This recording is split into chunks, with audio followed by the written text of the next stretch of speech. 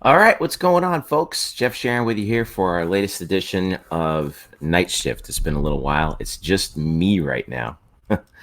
um, I was hoping to have a, a few of our guys might be joining us a little bit later, but right now it's just me. And we're going to talk about UCF and Houston, and we're also going to catch you up on what's going on around the American and around the college football world right now. Some interesting stuff going on right now, especially if you're looking at the American, um, and especially if you're a fan of the American, especially if you're a fan of UCF. Right now, ECU in probably what's actually the most important game of the day right now for if you're a UCF fan, other than the UCF Houston game. ECU is leading Cincinnati 31-21 at the half. That is a huge development. Obviously, UCF needs Cincinnati to lose twice. And we weren't expecting this one to possibly be one of them, but here we are. In addition to that, the game going on in the West right now on ABC down at the Liberty Bowl in Memphis right now is 14-13. SMU leads Memphis at the Liberty Bowl. So it's a very tight game right now. Want to thank everybody for joining in. Bryson, what's up? Sir Epic, what's up? I've got so I got my office all set right now. So I'm talking to you guys at my desk, and I have two TVs that are right behind this laptop camera, and one's trained on SMU Memphis, the other's on ECU and Cincinnati. So it's an epic night in the American. All right, let's talk about the UCF game. I'm here to answer any questions that you had about the game. And I want to pull up the stats if I can here. I'll share my screen here with you here in just a second. But yeah, let's see if we can actually see. Yeah, there we go. Okay. So you see the story for tonight's game was pretty straightforward. I thought UCF and Houston kind of traded haymakers there in the first half. UCF was down in the first half early, 10-0. But I never really felt. I don't know about you guys, but I never really felt like UCF was out of it at any point. Let me get the banner out of the way here. I never really felt like UCF was out of it at any point, and that happened obviously later on in the first, when Marlon Williams scored, and Houston obviously scored to go back up 17-7. That was their largest lead at that point. From that point, end of the first, obviously there's that big touchdown pass from Dylan Gabriel to Trey Nixon, and then Dylan Gabriel, what I thought was probably the most shocking play of the day, had that run around the end for 22 yards for a touchdown that gave UCF a 21-17 lead. Houston picked up a couple field goals. They did leave it to half, but it still felt like this was UCF's game to win. And then in the second half, it was just all UCF. Beno Thompson with the touchdown run from 43. Dylan Gabriel with the throw to Trey Nixon again. Trey had two touchdowns. That one was from 43. That was on a fourth down play, by the way. Houston would score later on in the fourth, but and Thompson obviously scored again to make it 42-23. That was the biggest lead of the game. And that was pretty much it. I think the real interesting stats when you look at them is the comparisons. And I want to bring up these the first half, second half stats right here. I'm going to see if I can zoom in on these for you. I can't, unfortunately, but right here, first half, second half comparisons. In the first half, Houston had 357 yards total offense, which is almost 100 more than UCF, 98 more than UCF at that point. Houston in the second half, they had 62. And second half, Randy, I said it on Twitter, and I'll say it again, man. Second half, Randy Shannon came in and showed out again, dude. It was quite a show for the UCF defense in the second half. I mean, just look at the average yards per rush that Cincinnati had. They had 28 carries for 206 in the first half, 21 carries for 34 in the second. I mean, what can you do? Houston is – I think Houston made a very good account of themselves. Memphis just scored, by the way, to go up on SMU. 19-14 with the extra point pending. But it did. I mean, it did feel like the offense was ready throughout the whole game, and I want to pour one out for Dylan Gabriel here because he was excellent, I thought, today, and it didn't really get talked about much, but 21 to 30 for 298, 3 touchdowns, no picks, and the rushing touchdown. We saw some Darryl Mack. He was 1 of 2 for 6 yards, but 13.8 per completion. He hit some big ones when he needed to.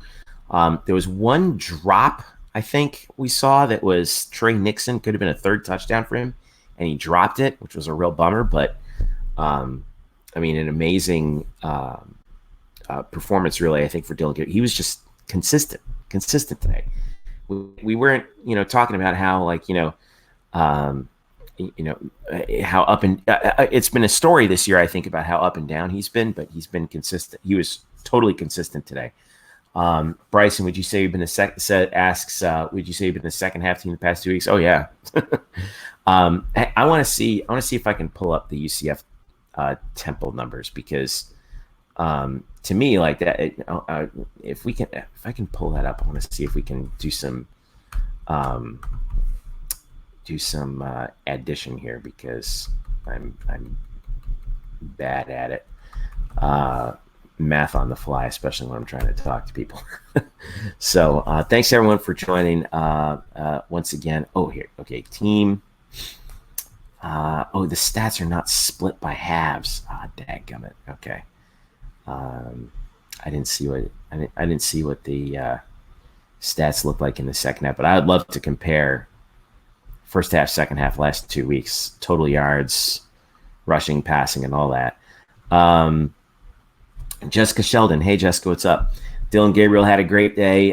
Trey Nixon had a great day. And yeah, you're absolutely right. Trey was spot on. Aside from that one drop on that one long pass that he had, I want to try and pull up the stats again as I have the Cincinnati ECU box up for some reason. Where'd it go? Oh, there it is. Yeah, Trey was 6 for 123 and a touchdown. Not much from Gabriel Davis today, 3 for 46. He had one long one for 36, but Marlon Williams had a good day, 6 catches and a touchdown. I love the way they're using Marvin Williams right now. I think that he's going to continue to be a much bigger part of the offense as we head down the stretch here in November and come bowl season. And what can you say about Benno Thompson tonight? 7 carries for 65 yards. Adrian Killens did get some work in, but didn't get much tonight. 26 yards on 9 carries. He had the most carries of anybody in the backfield. Otis Anderson had 6 for 30 in the rushing game and 4 catches for 37 yards in the passing game. So for Otis, a 10-touch night.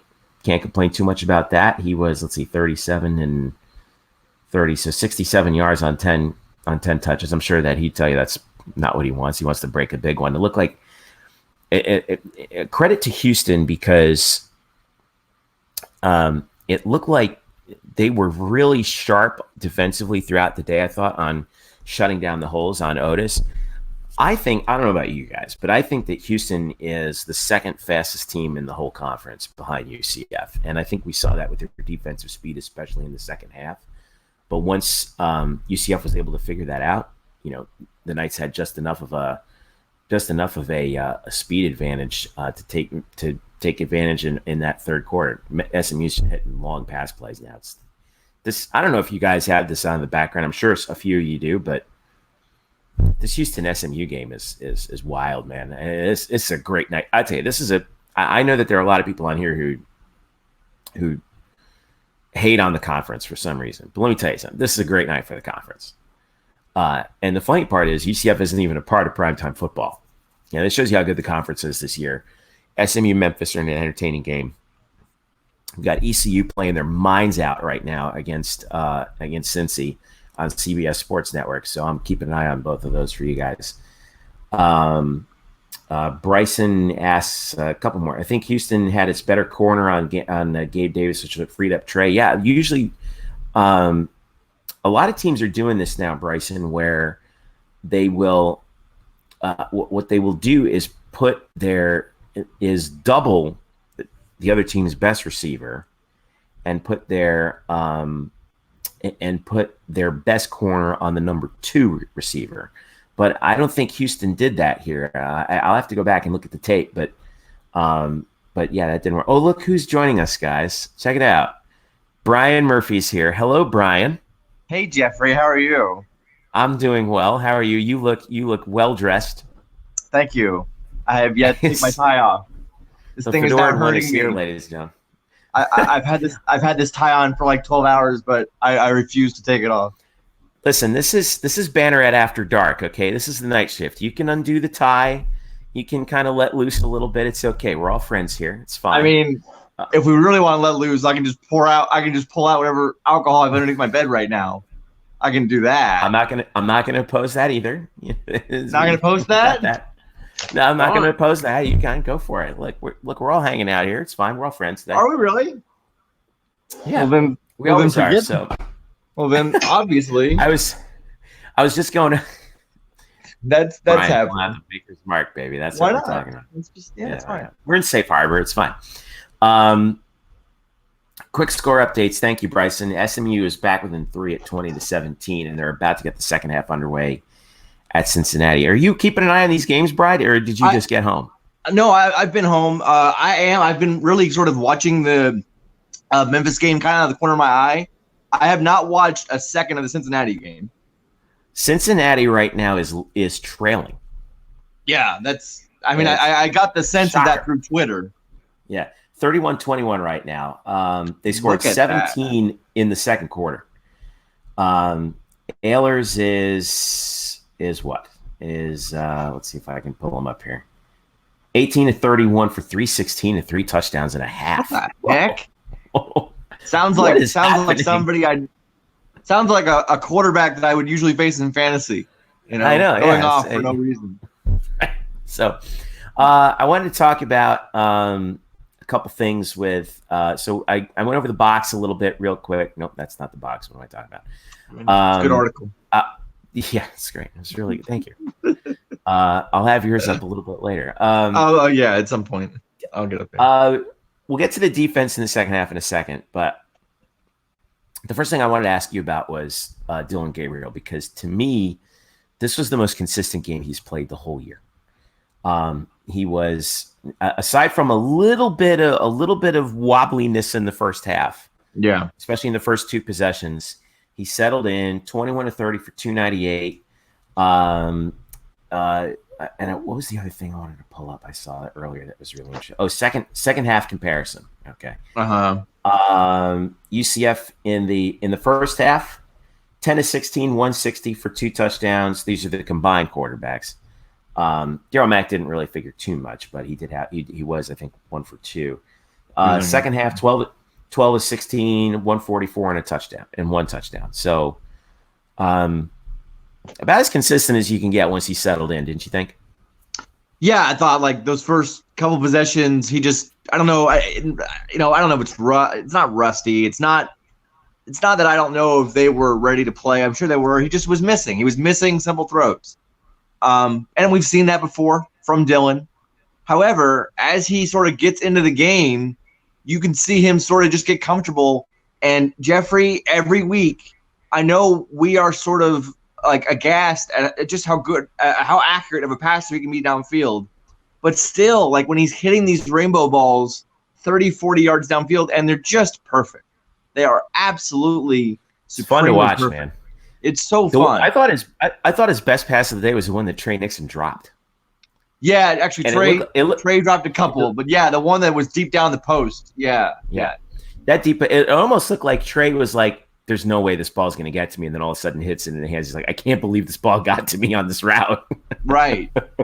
No, it's a beautiful thing. And again, we saw Dillon, although he didn't rush much. He probably had all of 1 or 2 carries in this game. He had 2 carries. Yeah. I got it right here. He had 2 carries. Officially 2 carries for 18 yards. Right, so he didn't run much, but the one run he did make, the decision he did make, was brilliant. I mean, the entire defense flows to Bentavious Thompson. no one is within 10 yards of Dylan Gabriel, and he basically just scampers in from 22 yards out. And that's the weak side end that he had to read, and we'll show the highlight in a second. The weak side end that he had to read, just chase Benno around the end, and Dylan had the ball, and he was like, "This is easy money from here on out." We'll see it in a second, but I know what you're talking about. Yeah, that's all he has to do, really. I understand that that play worked well, but as long as he just keeps it a few times, you have to plant the seed of doubt that your RPOs will be either an R or a P. You can't just go with run.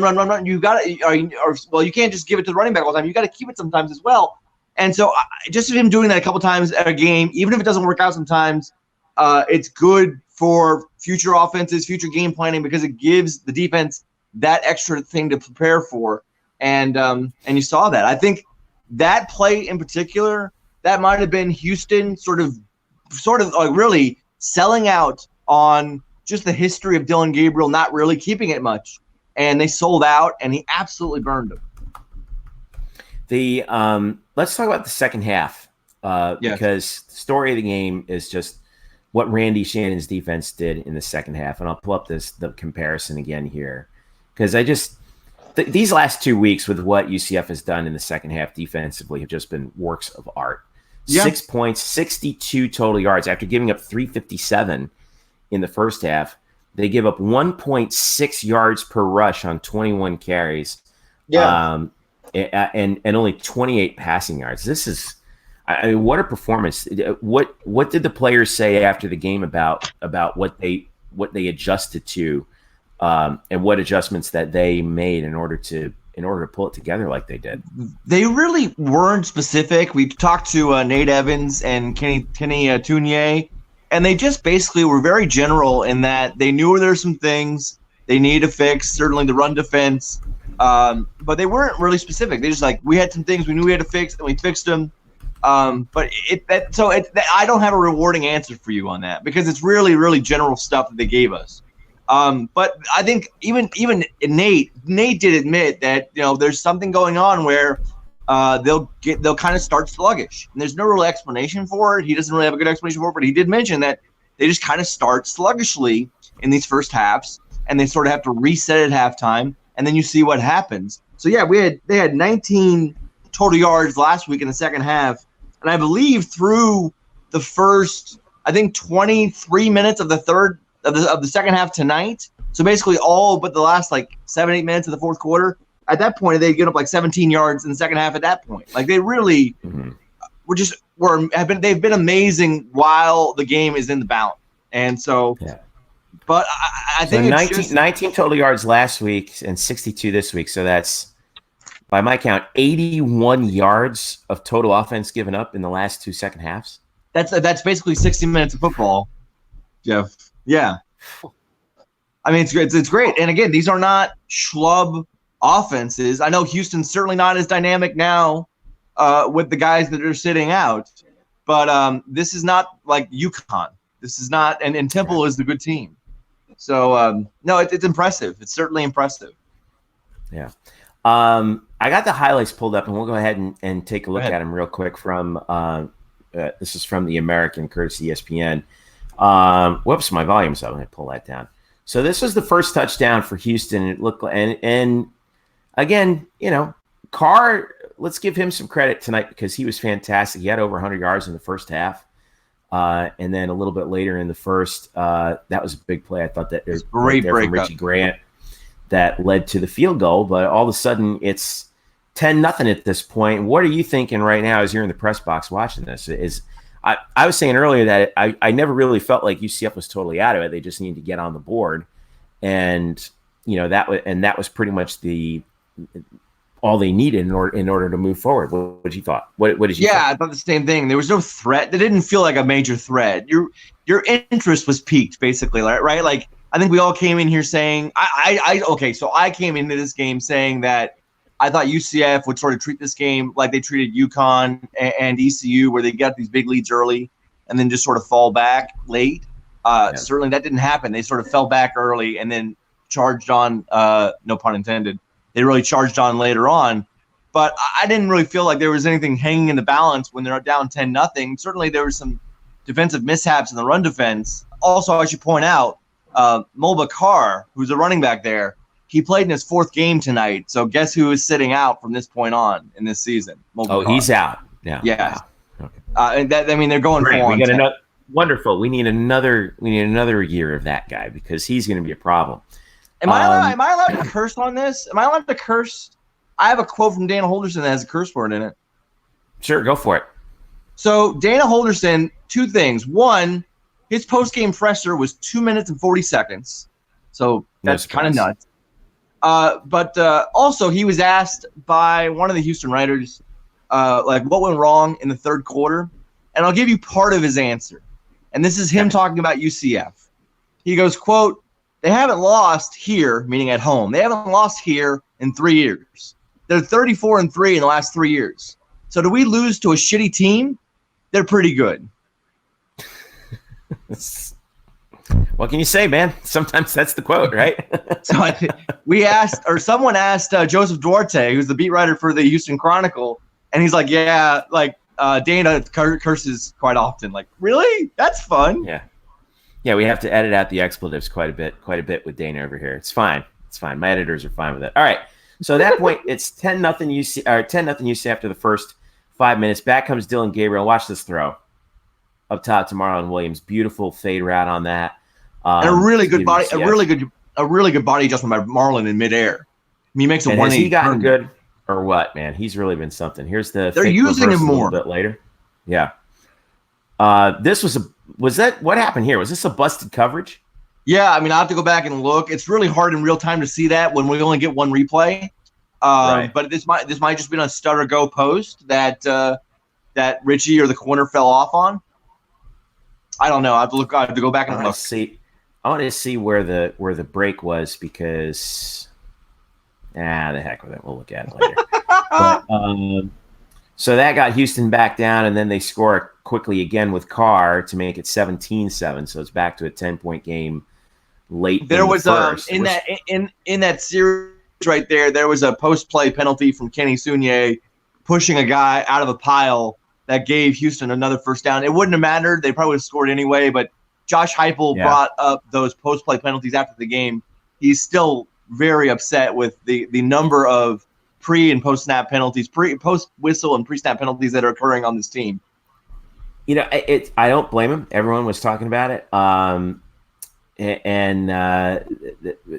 Which one was the drive? I want to talk about this a little later. I think we're coming up on it here. A user named Sir Epic brought this up. He says best drive he thought was the one with Gabriel, Mack, and Wimbush. And I think it was the one right after this, wasn't it? I don't remember, but this was the first throw to Trey, and and that got, I think that got Gabriel rolling, and it was 17-14 at that point. All right, early second, they run this reverse, and Singleton gets he gets inside the 25 here at this point, and I believe this led to a field goal. No, this is what happened a little bit later. So this is the pick by Neville Clark. So now it's a really, first of all, with Neville, it's a nice read by Neville to jump that route. Also, it's just a bad read by Clayton Tune, who's got to see Neville.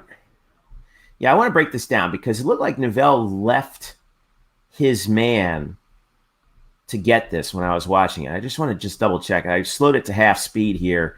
Neville is lined up over here. This is Nate, he's outside, I believe, and this is Eric Mitchell, and this is Richie Grant over here on the strong side safety.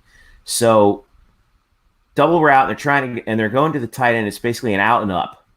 Yeah, and Neville diagnoses it because he kind of drops it down, but the tight ends right now, he's got Nate beat because he's turned upfield and Nate hasn't turned his hips yet. So and you Neville can maybe knows see. That he's got. Oh, go ahead, Brian. Sorry. You can maybe see. Sorry, my finger's right in the camera lens. You can maybe see there that the way Neville. I know, right? He's right there. The way Neville's body is shifted, you could see Clayton might read that read as he's going to follow the inside slant receiver, but certainly he does not. He drops out and lets the safety take him, and then it's a really easy pick actually. Well, by this point, I don't actually. Richie's down here, so I think this is. I forget. Antoine Collier. Is that Collier? It might be Collier. I'll have to see. As the play goes. But Uh-huh. Nivelle diagnoses this, and he knows that, and he must have seen this on film because he's immediately looking back to the quarterback, and this guy thinks he's open right now. Nivelle made a little bit of a late break. Yeah, but it ended up working it's a late he's throw. so fast. Right. The throw's a tad late, and he just breaks for the ball. And it's a great play. By the way, does this run long enough to see Eric Mitchell dive over the pile and completely miss everybody? Yeah, it does. Oh no! Darn it! It just missed him. Oh, Eric Mitchell, you can see him coming at the end of that, and he dives. He thinks he's going to dive on top of the pile. He completely clears the pile and lands on his head. He just whiffs the pile. Here he is. Yeah. And right there. Oh. Okay. Yeah, but you can see it. It's on Twitter. You can go follow Eric Mitchell on Twitter. He's got it up there because everybody's laughing at him because he just completely cleared the pile. Cincinnati just scored to make it a 3-point game, by the way. So now it's 31-28. And by the way, Jeff, so after that pick, the ensuing drive is the drive that had Gabriel, Wimbush, and Mack on it. Right. So let me pull up the drive summary here before we look at this. So, so I can pull up, maybe try the play-by. I want to see if I can pull up the play-by-play here. Yeah, here it was. So this was in the second quarter. First UCF drive of the second quarter. Yeah. So about 9 minutes to go in the second. Yeah. So okay, right about here. Thompson, Gabriel to Gabriel for 36. That was a big play. That was the great diving catch that Gabriel had. Really, he didn't do much. He didn't do a ton in this game, but man, that stands out. I'm hoping that someone else posts. It's not jinxed, Aaron. Cincy game officially jinxed. No, Cincinnati's a good football. It was reviewed, and it took them a while to review it. I thought, and then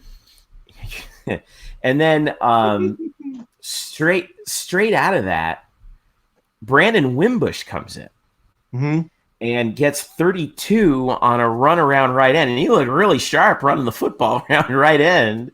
Yeah, and I'm not sure who handed it off to him. Was it Otis Anderson that handed it off to him? I'll have to look. I'll have to go back and look at it. Maybe the better because it was an inside handoff. It was an inside handoff running left, and then Wimbush comes back to the right. Yeah. Daryl Mack came in, hit Otis Anderson, and then missed Gabe Davis. Dylan Gabriel came back in. There was nothing. The broadcast crew thought that maybe something was hurt. Maybe he got dinged up a little bit, but that wasn't the case. No, they were just running that package, and then it was on a 3rd and 4 that Dylan came back in, and this was the play. Okay, so let's break this down real quick here while we have the opportunity. Sure. Senior Makers, Mark. Whoops, I went too fast. So here comes. So we have two backs, basically an H back over here. Probably Jake Hescock, or that is Hescock, and here is. I don't think that's Benno. I think that's Otis. Watch this guy. Watch these two guys right here for Houston. Sure. So they are collapsing on the line. And this backer stays back, and he's supposed to get the backside of the hole. This guy, this I don't know if he's a safety or not, but he just goes on. It's Benno, actually. See, it's Benno Thompson. Yeah. So he just dives in on Benno and tackles him. And Dylan has this. You know what this reminded me of? You remember that wild Broncos-Cowboys game when Peyton Manning was with the Broncos? Yeah. And Peyton had, and it was like a 4th and goal at the 1 or whatever, and Peyton play actioned, and everyone dove in on, I think it was Noshawn Marino trying to blow the pile over. And Peyton Manning just you could hear chariots of fire in the background as he slowly just trudged into the end zone. Yeah. And this is kind of what that was like, because there's nobody here. Nobody there. The middle of the defense is gone. Well, I mean, so actually, out of Gabriel's life. I want to make sure I because that's actually not Hescock on the lead block there. I want to make sure I got that right. Was it? It looks like. Let me see here. It's 88. It's not. It's It looks like Alec Holler, 82. Is that 80? That looks like 82 or is that 88? That looks like it's an 88 or an 86. All right, maybe it is then. Maybe I'm wrong. Maybe we're just stalling for time. Maybe we it are. Probably is. Let's just say it's 88. But look where he's blocking, where the whole line shifts to the right. Everything about that play is running right. Everything about it. Yeah. Is running right. Houston, they bought it, dude. Why wouldn't you? But this is what you were talking about earlier, Brian, is like, in order for a play like that to work, it's probably not going to work in the future because they're not thinking that Gabriel's going to run. Like, he's not really a running threat. If Mac's running this play, it doesn't get to the end zone. Certainly not that easily. But, I mean, at this moment, Gabriel's looking at – he sees these two guys – he sees this guy gone. He doesn't see this linebacker because he's caught up in the mesh up here. And he's also about to get bowled over by one of the offensive line. I think that's JJ Jordan Johnson up there. But 72. Oh no, JJ's right here. I don't know who this is, but he's got his target set on this guy. Yeah, there it is. And that seal block right there. Yeah, that's Cole Schneider. That's great. Yeah, that's Cole Schneider. Cole Schneider. Parker Boudreaux pancaked his man over here. Because this guy's looking back. This guy's looking back here, saying, crap." And then it's just this.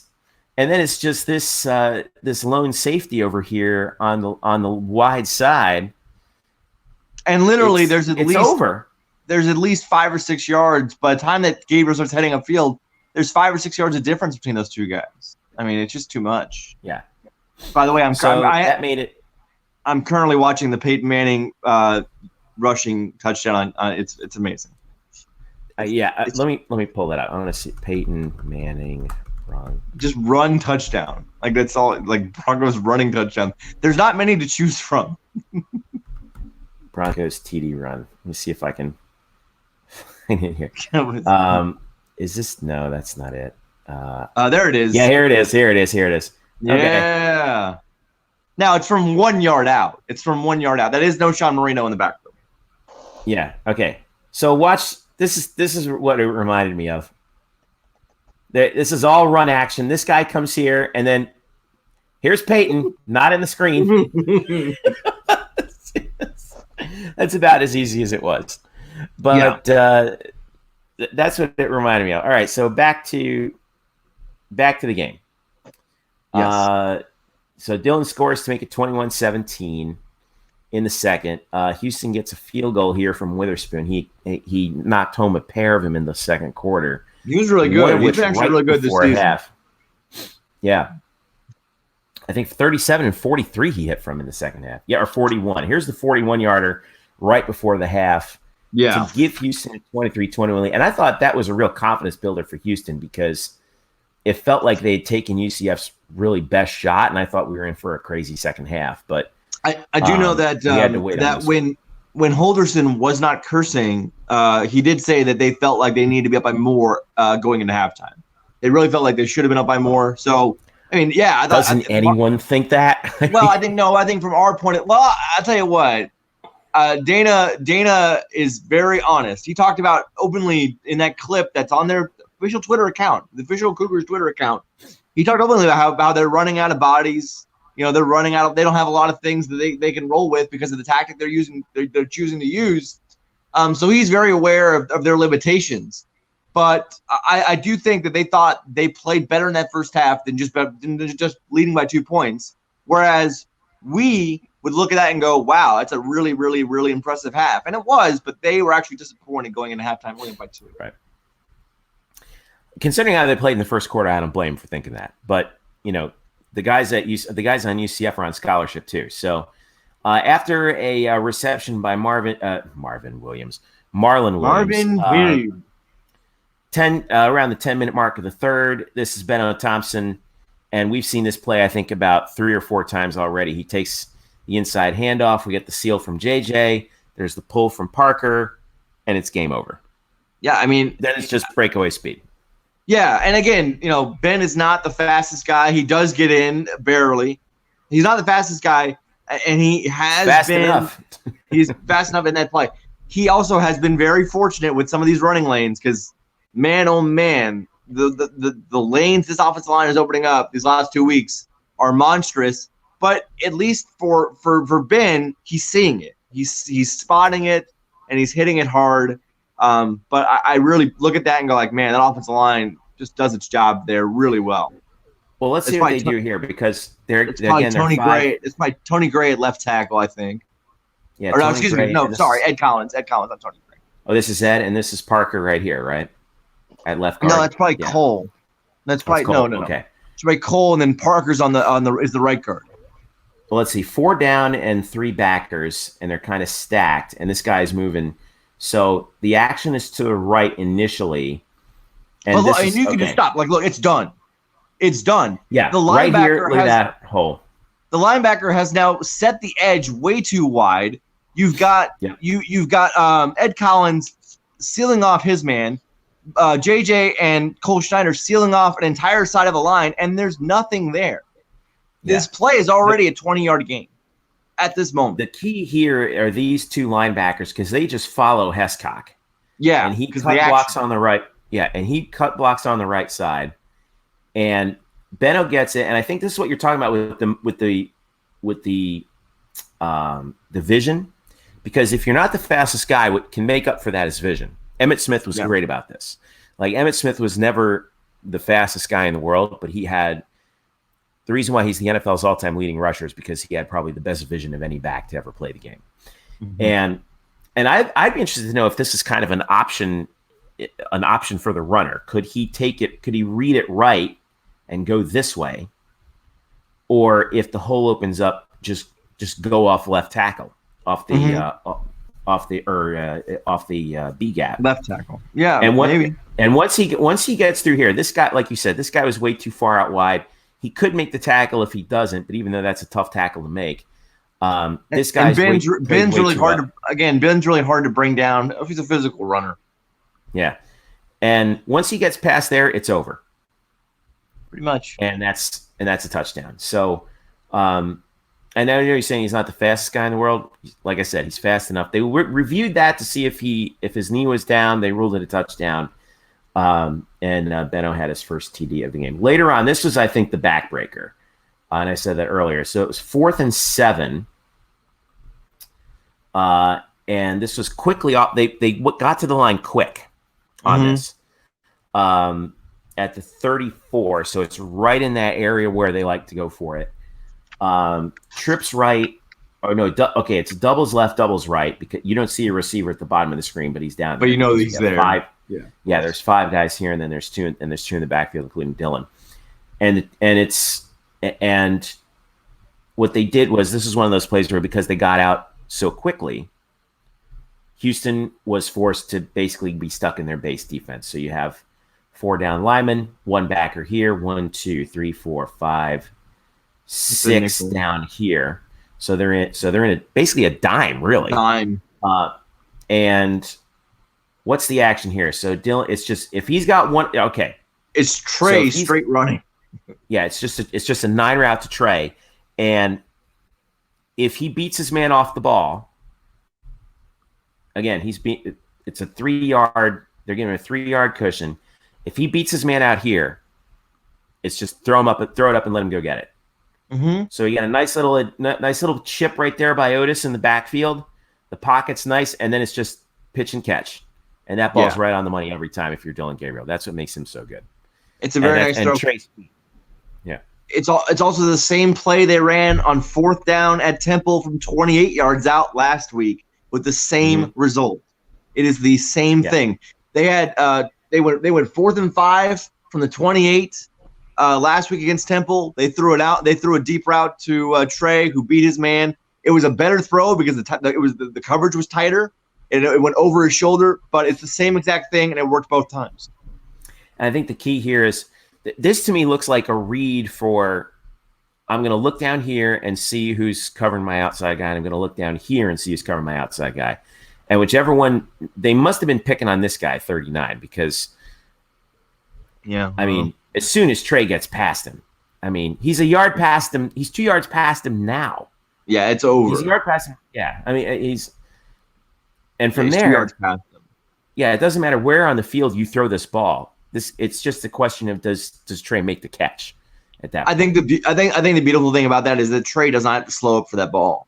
That ball is there, and he doesn't have to change. He doesn't have to change any part of his running style. It's a great anticipation to know where he's going to be. Late in the third, UCF gets the ball back again, and this kind of shows you this is kind of the same formation. They're lined up on the hash. You see this. You see the wide splits here. This is the essence of Josh Heupel's offense right here. See these wide splits here. We're going to make you defend this whole field. We're going to spread you out 4-3. This is basically Houston's base defense. 5-yard cushion, and again, play fake, take a shot. And which one was this? This one, this was the great catch. This is Jacob right Harris here by Jacob making Harris. A stupid adjustment. I mean, a really amazing adjustment. Let's see this right here again, because he's got Gabe down here. They're giving him a really wide cushion. This is a 7 or 8 yard cushion. And Jacob, looking back on this, I can't believe the safety is playing him this far inside. This is like taking candy from a baby, because I don't know what they think that Jacob Harris is doing out here, but he's faster than this. Okay? And if you're going to play 2-3 yards inside, he's midway between the numbers and the hash. And this safety's on the hash. Yeah. If you give him that much lateral space next to Gabe Davis, you're forcing this corner to play 2 guys outside. So when you roll it again, he's got his hips turned to him. He knows he's going to play him, but this is just simple. Throw it to the outside. Throw it away from the man. And I mean, again, a great adjustment. Right. I mean, look, that's ridiculous. Part of that is just he almost Gabriel. Went backwards. He got to the one and then went backwards. Yeah, the momentum carried him up the field. I mean, up the field. You know, I mean, it's nuts. Yeah. That's really Gabriel at that moment just taking a one-on-one shot. I don't know if there's something like, he's the guy that he's not. I wouldn't say he's open on that play, but it's Gabriel knowing he has one-on-one with his big slot receiver tight end guy, and he's gonna go trust him to make a play, and he makes a bryliant play. He's open enough. He's open enough. Bryson says if there's one thing that Dylan is really good at, it's ball placement. So many of his passes are these long floaters and they hit their target. Yeah. The arc on his passes, I mean, they all call it rainbow balls, which of course, as a kid from Hawaii, makes a lot of sense. But it feels like it's just this big rainbow arc, and it just falls right in. It's beautiful. Aaron, I'll get to your question in a second, because I think that's a good one. And Brian, I think you might want to answer that. They're at halftime in the Memphis game. East field goal. Thank you, Aaron. 4:20 to go in the third. It's 34-28. This is going to be a good finish, I think, right here. ECU just tacked on a field goal, so that's how it's 34-28. Desmond Ridder. I just saw his stat. I just saw Desmond Ridder's stat line. Why couldn't UCF face that Desmond Ridder? Man, he's awful. Well, I'm 5 of 15 for 111 and 2 picks. Ugh. That's rough. Meanwhile, Holt Nailers is 22 of 38 for 370 and 4 touchdowns. That kid's having a night tonight, man. So this was after Jacob's touchdown. They got up to the line quickly, 1st and goal at the 2, and just a simple shotgun read draw. Yeah. And all they need is 2 yards, and that's it. Man, the offensive line, you said it again before, but we can't say it enough. Like, the offensive line is just wrecking folks these last couple games. They absolutely are. Look what they do in Houston's front. They have found their mix of guys that they like, and that's probably they're kind of interchanging Ed Collins and Sam Jackson at left tackle, but otherwise with Schneider and Boudreaux at the guards, JJ at center, and Jake Brown at right tackle, like, they're doing great. Also, Jake Hescock as well, and even like Ventavious Thompson, Otis Anderson hanging in there for pass pro as well. They're doing well. They're doing a good job. So it's all about math, right? Be your own blocker, sometimes we call this. And here's Benno next to Dylan. he's got to beat two guys. He's got to beat at least one guy. Usually it's keying on this guy right here, although this safety's kind of creeping in, just in case Dylan decides to keep around the right side. Yeah. Watch this. Right here, this play's done. Yeah. Because this guy doesn't get down soon enough. Jake Brown gets a good mark right here on his guy, seals off that right side. And by the time this guy can make a play, Benno's in the end zone. So,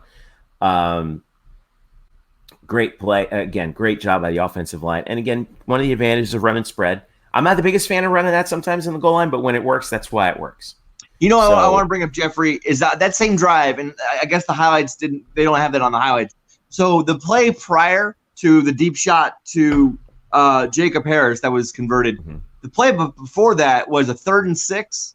And I mean, as a third down, it's critical. And it was kind of slow. I believe, I'm trying to recall this from memory. It was a kind of a slow developing play. Dylan needed time to find guys, and they gave him a really clean pocket. And he finds Otis Anderson in the right slot, who had separated from his man by about a couple yards for a gain of 13. And then they were running, and you talked about it, Jeffrey, how that play really got Houston discombobulated, because now UCF was running after a third down conversion, and they got Jacob Harris after that. But I thought the Otis Anderson conversion on 3rd and 6, the 13-yard play, the pass to the right hash was really important. It was a really critical play. Right. So from there we go to the 4th. Yeah. And at this point, the game is well in hand. Yeah. Let's see. What play was this? This was the 8:27 to go in the 4th. So UCF's up 19 points at this point. Worth noting that UCF outgained Houston in that third quarter 187-6. Is that good? That's not bad. It's not bad. This was the hit by Antoine Collier. Shades of Michael Barrow on this one, though not quite as vicious, but still. Let's watch this in real speed. Sure. Ouch. Tell you, just stood him up. Stood him up at the line.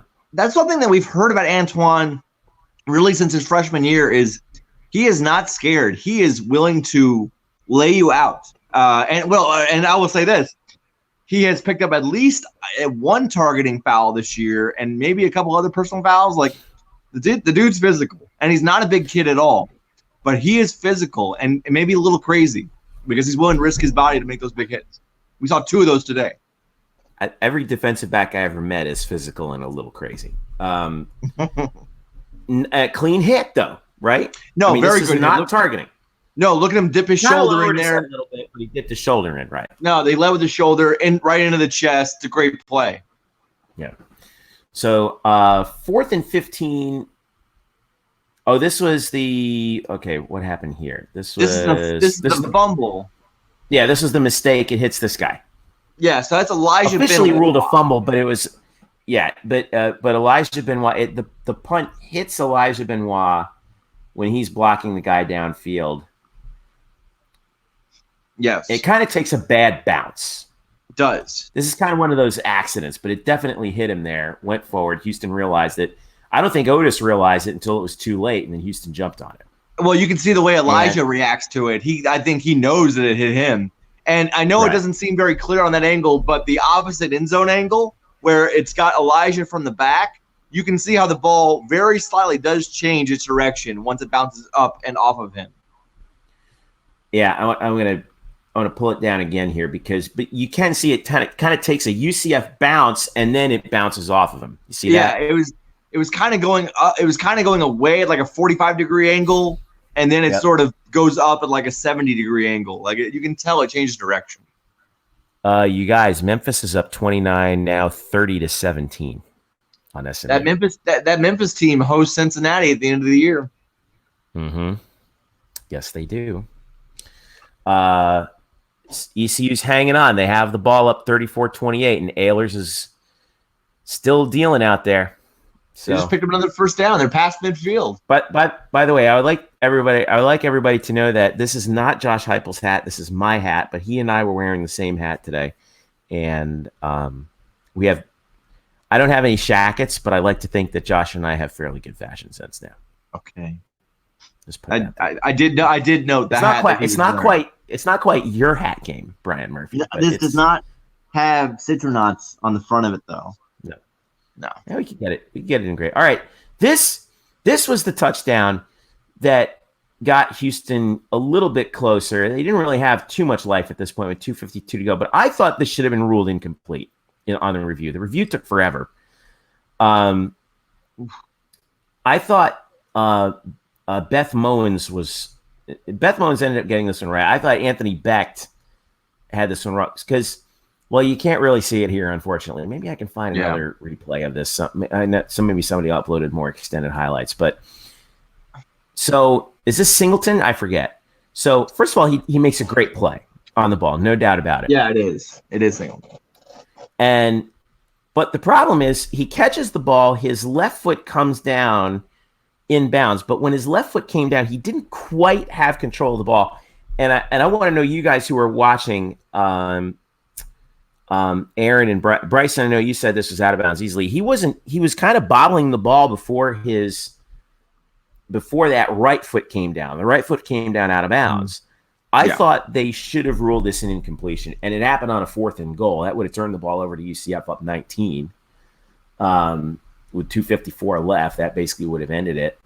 But they ruled it a touchdown, and that made it 42. It all comes down to the ruling on the field. If this was ruled incomplete on the field, it would have stayed incomplete. It is close. I understand. I was actually watching this. So by this point, I was already headed down to the field. And I had stopped by the club area on the field level to talk and to watch the replay. And, of course, UCF fans are there saying, no, he didn't have possession. He didn't have possession. And I get that because, yes, you do see him sort of juggling with the ball at his waist area as he's coming down, as the left foot is down and as the right foot is yet to hit the ground. But he does sort of pull the ball in at the last second. It's very close. Again, I think this all comes down to the call on the field. They just didn't have enough evidence to overturn it, and I agree with that. I actually do. Brief detour to tell you, to show Aaron Paljek is absolutely right. Maybe we shouldn't have been as upset about the bad finish against ECU. Geez, Ailers, yeah, you're telling me because it's okay. They scored again. Because I'm behind. Okay, I'm behind. I've got 3rd and goal coming up. So Ailers just threw a corner route to a slot receiver who was wide open. I tell you, this night in the American is starting to turn really, really crazy.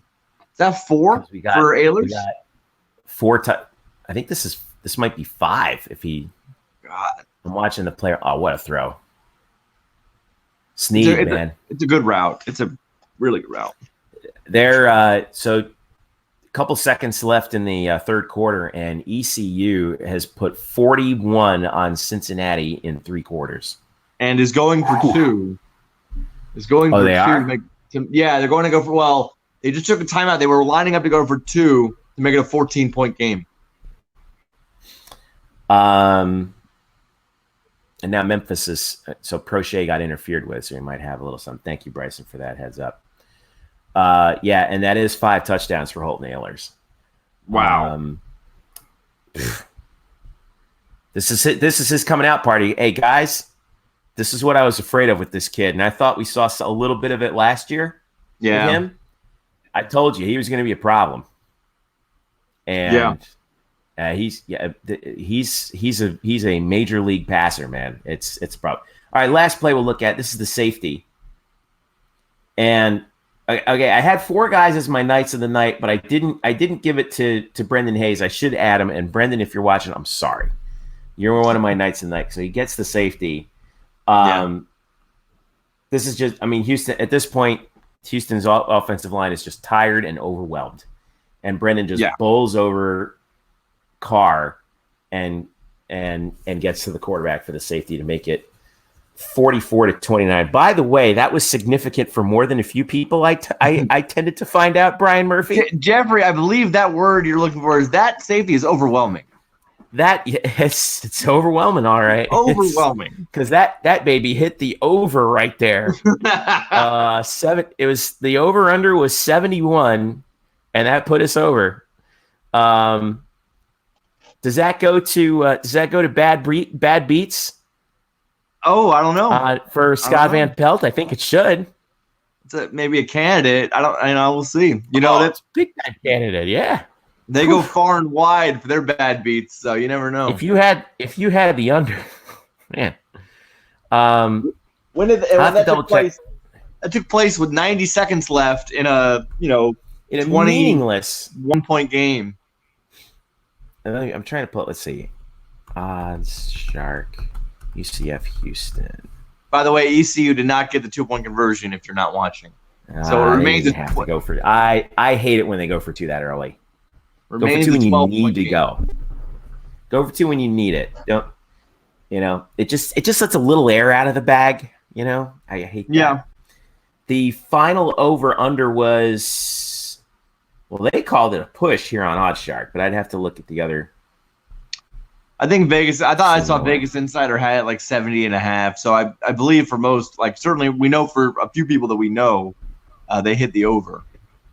So it depends on where you look, is what you're saying. Yes, of course. All right, I'm going to look and see if I can Houston highlights. So a couple things. First of all, this was okay. Here's some extended highlights that we can talk about here. Let's see if I can get this back to regular speed here. Sorry, guys. So that was a little bit early. What was the other play that you wanted to look at, Brian? I don't know if they're going to have. Well, I talked about the Otis Anderson play that probably isn't on here, but it's right before the Jacob Harris long catch down to the 3. Mm-hmm. The play before that I thought was critical. Is this the full game or is this like a No, this isn't the full game. This is like an extended cut. Yeah. They may not have it just because. I think they might. Here's the Harris play. Maybe they have it. Maybe they don't, because this is like 16 minutes of highlights here. I know it feels like an innocuous 13-yard gain, but like it was pretty gigantic because it set everything else up, and it got them running really high tempo and got Houston out of its defense. Yeah, 4th and 1. SMU just converted, so they have a 1st and goal here. This is Trey Nixon burning the corner there for that touchdown. No, they didn't have it. They didn't have it. So they went right to the catch, although they did have some replays of Turner's adjustment. You mean Harris? I'm sorry. Jacob Harris's adjustment on this. And this is actually a really good look at it if you take a look at it. Like that's why these guys are collegiate athletes, man, is the ability to do that with your body. It's so and it's hard to it's difficult to put into words how difficult that catch is. Like you would come on. Look at his body position. Look at this. And then he's gonna run. He's gonna run. This is why these guys are college athletes and we're not. Right? They're the 1% of the 1%, man. D1 college athletes, high level D1 college athletes. Right. But we're so lucky to see these guys perform at this level, and I feel like we take it for granted sometimes with how good they are. And geez. Here's the touchdown, the Houston touchdown that I'm now going to argue about after the fact. Great. Okay. I don't know how they got this replay wrong. I know it was a garbage time touchdown. I get it. But okay, watch this. I understand. So Singleton has to beat up. First of all, again, credit to him. This is a really good adjustment. Yeah. The ball's in his hands here. Mm-hmm. Left foot first. Okay. Sure. Yeah. But look at the ball. He doesn't have the ball. Doesn't have it. I understand. Doesn't have it. Right foot. Mm-hmm. That's an incomplete pass. Can you go even slower? Because again, when his right foot hits, I believe that you're just starting to see him get his hands underneath the ball. So he's probably no. Again, you're probably right. It looks incomplete, but I think that's too close for them to overturn it. Again, It matters about the call on the field. All right. Well, you're smarter than me anyway. We had 887 yards of total offense in this game. I thought we would have a lot more after that first quarter. I'll tell you that. 349 in quarter number 1. Yeah. All right. So let me ask you, were there any? I think we had answered a lot of questions last week against Temple. Could the offense put together a complete game? I think they did. What questions did we answer? And I love your column on the questions. What questions did we get answered tonight? Yeah, so it's funny you bring that up because I just didn't have time to write a checklist or whatever we call it for this game. That's really the thing. It was really difficult to think about like what really grabbed us from this game that we hadn't already seen the Temple game. Because I swear to God, Jeffrey, this felt like a redux. This felt like an absolute redux of just, you get behind early and then you play yourself into a pretty close game and then you absolutely blow the doors off in the second half. And it just looks like a carbon copy. So I don't know if we really learned anything other than the fact that I hate the whole second half Randy thing. We need to stop that. That's stupid. Why? It's stupid. Stop it. But there is something right now, and I will go on Nate Evans' word on it about how this team has a tendency to begin games sluggishly. Is that a word? Sluggishly? Is that the right? I don't know. I'll allow it. So I do think there's something to their second half energy or something, whatever. But there's something there because we've seen it now 2 games in a row where they just play different. They play with a better motor. You could see it with the way they were overwhelming the offensive line in the second half. And this is not a good offensive line. It's really, in terms of pass protection, certainly it's one of the worst in the nation. But you could see them just getting more, like they're pushing it back more. They were getting through the line more often in the second half. And I don't know if that's effort or energy or whatever, but it's now happened 2 games in a row where they just dominate in the second half. And so maybe that's a real thing. Yeah. I don't know. I will not call it second half Randy. I will not. I've said this before. I said it last year. Remember the Memphis game and all that. It beats the hell out of the alternative. Being a first half team and not a second half team. I'd rather be a second half team if I had to pick one, obviously. And of course, I'll get people on Twitter saying, "Well, why can't we put together a full game?" Sometimes you just don't. But if you're going to be, and a football game, I think one thing that we've learned is really 2 different games. I can't underestimate, and you know this just as well as anybody, you can't underestimate the importance of second half adjustments. Yeah. Especially when, a lot of teams do use that first half as kind of feeling things out. There's some teams that, remember we used to hear about like West Coast offense teams, how they would script the first 15 plays. Yeah, right. And then, in the first half, and not saying that college teams do that. I'm not saying that UCF does that. I don't think they do, but it's largely it's you use that time to sort of feel things out. And usually sometimes you need to make, minor adjustments. And then, in a blowout game, for example, that's all you need. Sometimes your guys are just better than theirs. But in the second half, if you have comparable talent, which actually I do think UCF and Houston have fairly comparable talent. I just think UCF is just right now faster, and Houston's wildly inexperienced. Yeah, I think if Houston was playing the regular guys, this is a different conversation. All right, so score updates for you. Memphis is up 30-24 with 12:39 to go in the third. That game is taking forever. 13.5 to go in the fourth, and ECU is still up 40-28 and on Cincinnati. And Cincy has the ball at the ECU 43. So they're driving. And this is not going to be easy. Is there supposed to be? Should we be picking a dog in the fight between SMU and Memphis? Is there a team that you want to win that game? Well, let's put it this way. If Memphis beats SMU, will they be ranked where SMU is? Will they move up 9 spots? Will they move up 9 spots? No. Okay. No.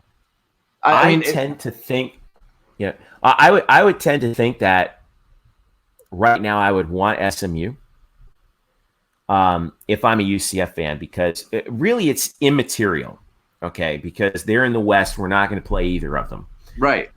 But in the event that UCF gets to the conference championship game, and I want to hear from you guys who are watching, Aaron, Bryson, Jessica, if you're still there. I mean, who would you rather face?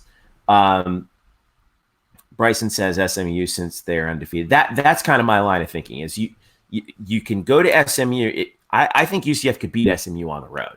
I don't think it would be easy, but I think it's certainly possible. If UCF wins the East and goes on the road to SMU, I think that would bode well for UCF. If they have to go on the road to Memphis, my God, Memphis is just dying for a shot at us right now. You know what I mean? Yeah, but haven't they been dying for a shot? I don't know. That's me. That was probably me. I don't know. They were dying for a shot for the last 3 times where they choked it away. I mean, there's something there. We've seen it already from Memphis this year, where it's just like, oh man, Mike Norvell has a thing about closing games. Yeah, and you know what? We're probably going to see that get tested tonight. Jessica says SMU. So the consensus is SMU. SMU. I mean, I will say this. Yeah. I will say this. I know this matters to people, although it really shouldn't.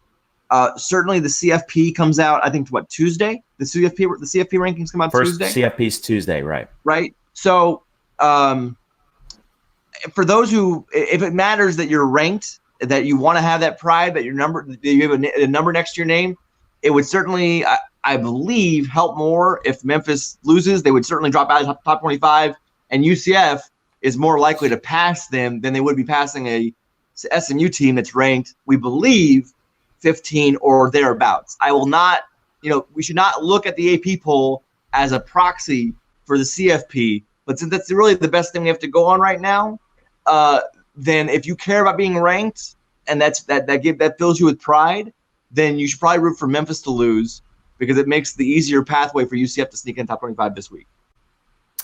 And but I'm saying that on the condition that the CFP is completely different. I don't know how they view UCF right now. The AP has UCF at what, like 28?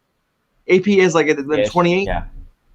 Maybe the CFP has them like maybe the CFP has them at 33, and it doesn't matter if Memphis loses. They still would be ranked in front of UCF. I don't know. They had Navy in front of UCF, actually by 1 spot in the vote totals. So, at this point, I really don't know. It's hard to say. I would like the situation to be whoever UCF, if they got to the conference championship game, if Cincinnati lost 2 games down the stretch. If you're UCF, I feel like you would want the most difficult opponent possible, so that you can impress the voters enough that they would put you over the Mountain West champion, whoever that might be. If it's Boise, if it's or if it's San Diego State, and well, I'm going to take a look at that. Let me take a look at the standings here for the see what's going on in the Mountain West. Mountain West. Is any of those teams playing tonight? That's a good question. I'm trying to find out here. But we're gonna hang with you here. Touchdown Bearcats. So it's That'll make it 40 to 34. 40 to 35. It would be 40 to 35 pending the extra point. Right. All right. I'm pulling up the scoreboard here. I want to see if I can pull this up in the Mountain West and see how. I don't know if Boise had the day off. That should have been PI on SMU right there, by the way. Memphis is driving again, by the way. Yeah. Oh, Jesus. Well, Memphis was driving, and then something happened just now where it looked awful. How are you in front? Do you have cable? Because I have YouTube TV. I do have cable. Yeah, I'm still connected over here. Lovely Spectrum. All right, so we have the scoreboard. There it is. Boise is at San Jose State tonight at 10:30. Okay. Woo! Thank you, guys. Yeah, there it is. if you're interested in watching that game, it is on CBS Sports Network. I think my old college professor Dave Ryan is going to be calling that game. Following the Cincinnati game. Yep. And so that's Boise, and it looks like San Diego State has the week off. So Riley Patterson just drove the 50-yarder for Memphis. They're up by 9. Riley Patterson. Well, Brady White. No, the kicker. Oh, the kicker, Riley. the kicker. Oh, and that was Not after Riley. a fumble. Yeah. Not the other Riley. No, the other Riley's not there anymore. Here's Riley Patterson. Okay. From 50, huh? They're making a 9-point game, and they're lucky because they fumbled on the previous play and they got the ball back. Yeah, that play was kind of a cluster. He should have just thrown that. He should have thrown it away, and he should have got hit. That's such a typical Brady White play too, man. Unbelievable. We're down for taking and Murphy, you can hang for as long as you want here. We'll sign off when you're like done. I mean, I got nothing else going on. I got a long way to go, so I'm be there for a while. I'm here. Yes. It's gonna be a marathon night. It's gonna be a marathon. Whatever we're calling. What are we calling this? What are we calling this? This is Night Shift, man. It's my first time. I'm usually in the press box. Yeah, you're a first timer. Yeah. I mean, thank God for the noon game. Mm-hmm. So send us your questions and we will answer them. Do you think Bryson Turner asks, Oviedo High School graduate Bryson Turner asks, do you think an undefeated SMU would be considered by the CFP? For what? For the playoff? I'm assuming you mean the playoff. I'm not seeing it. No. Not now. I think they would have to be top 10 now. No. They would have to be at least in the top 10 now in order for that to happen. Let's see. There were a couple other questions that I think we had some. Let's see. I want to see. But thank you for asking the question. I appreciate it. Yes. Well, let's turn this into a question. Aaron asks, Aaron doesn't ask anything. He just simply states, we would have beat Cincy and Nippert if Heupel hadn't lost the playbook that night. Oh. Aaron, come on, dude. Now, everyone complains about play calling. I get that. But if you're complaining about play calling in this offense, so this offense is not a play call offense. Okay, I know that sounds weird because we're used to the concept of coach sends in play, players execute said play, maybe audible out of it, but it's not about that. It's about reads and matchups. It's more like basketball than the traditional football. See, this is where the NFL has like totally killed our perception of college football because we always hear about the helmet radios, and the coach is like, run this play, and the quarterback's like, okay, coach. Hey guys, we're running this play, and then they run it. That's not how this works. Dylan was legit confused in that game by the defense that Cincinnati was running, and you got to give him credit for that. I mean, they had the right thing. I think you said this earlier too, Brian. That was one of those games where Dylan's gonna look. We're gonna look back at that when Dylan's a junior and a senior and be like, that was the game where he kind of got baptized by fire. I thought back to Ken Dorsey. So I grew up watching Miami, and Ken Dorsey had that game at Washington when he was a sophomore that UM lost. And it ended up costing Miami a shot at the national championship. I think it was the year that Heupel won it with Oklahoma. I forget the year exactly, but he learned more from that game, playing in that environment against that kind of an opponent, that led Miami to an undefeated year and almost another one right after that. So yeah. So I think we look back on that as, oh shoot, Bryson, you're from Haggerty. I'm sorry. How did I forget that? I thought you went to Oviedo. Anyway.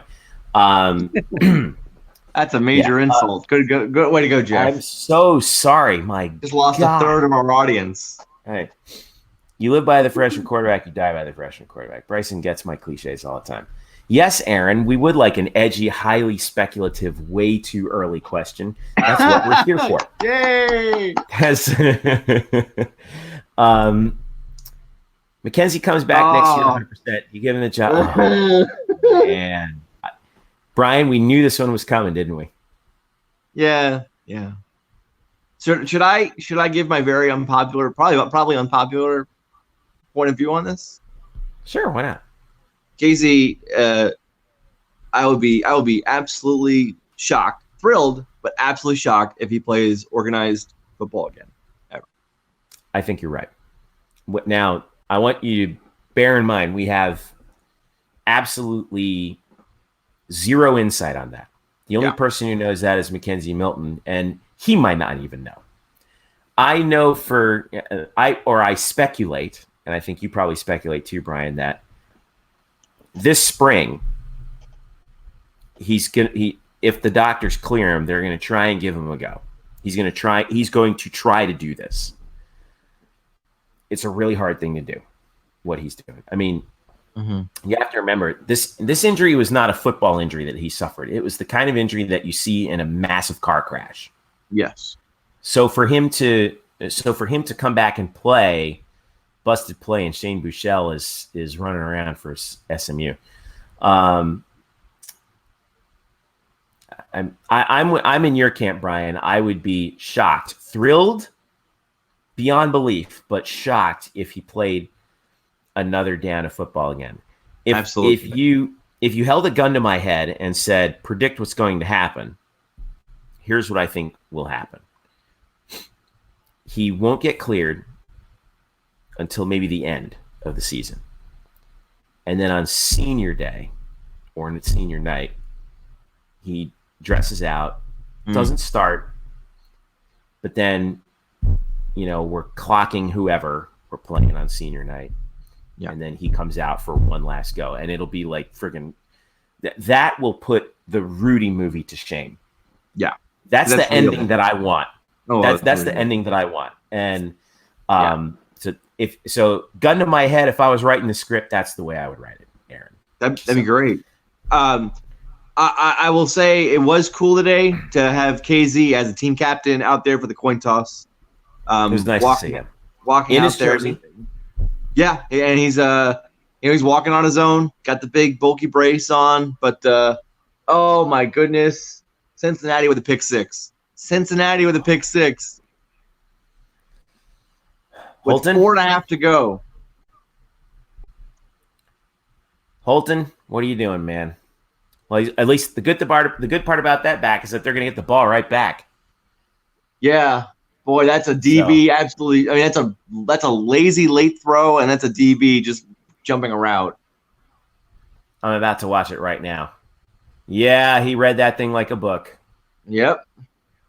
An out route to the wide side. Oh, and then Ehlers didn't even bother to make the tackle. Oh my gosh.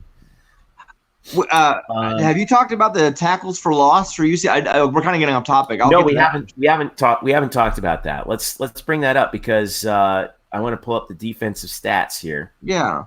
And see if we can yank those up here. Yeah, here they are. So 17 tackles for loss. Correct. Season high. They had 16. They had a 16 against FAU.